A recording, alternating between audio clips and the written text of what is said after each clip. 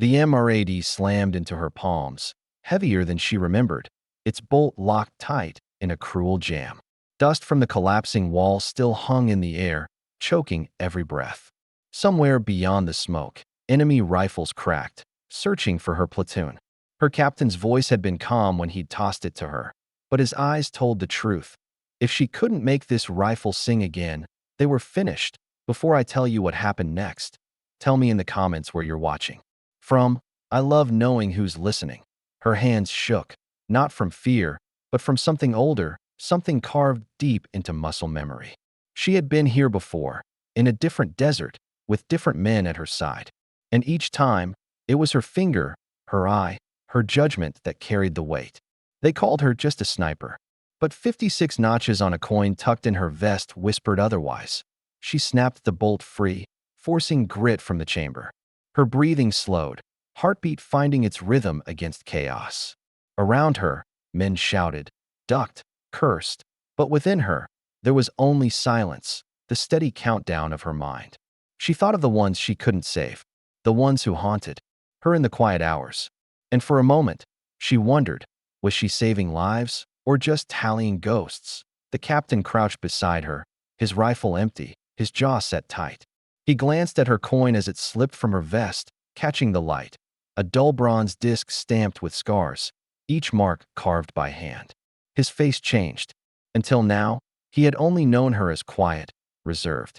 But that coin revealed something else entirely, an unspoken ledger of 56 confirmations, each carrying the unbearable weight of survival. The men around them hushed, as if the coin itself demanded silence. Whispers carried through the smoke. That's her. She's the one. But she locked the bolt back in place, the rifle's voice finally restored. The world narrowed. Through her scope, she saw them, shadows against broken stone, advancing fast. One squeeze, then another. Each shot cut through the haze with finality, pulling her comrades back from the edge.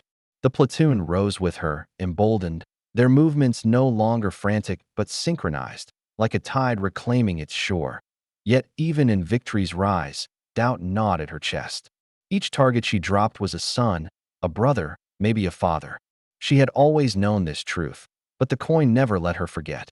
Was she a savior, or simply another reaper walking among men? The captain's hand steadied her shoulder. You just saved all of us, he said, voice low, firm. Don't ever doubt what you are. And in that moment, the weight of the coin no longer felt like a burden. It felt like a testament, not to death, but to every life spared because she refused to falter. The last echoes of gunfire faded. Dust drifted lazily in shafts of sunlight that cut through the ruins. The men, shaken but alive, began to cheer, their voices ragged but full of something deeper than relief, gratitude. A cheer not just for survival, but for the silent protector they now understood stood among them. Because courage doesn't always roar. It steadies trembling hands and turns doubt into deliverance. And kindness doesn't vanish. It waits. And it finds its way back, even on the battlefield, through the touch of a captain's hand and the weight of a soldier's coin.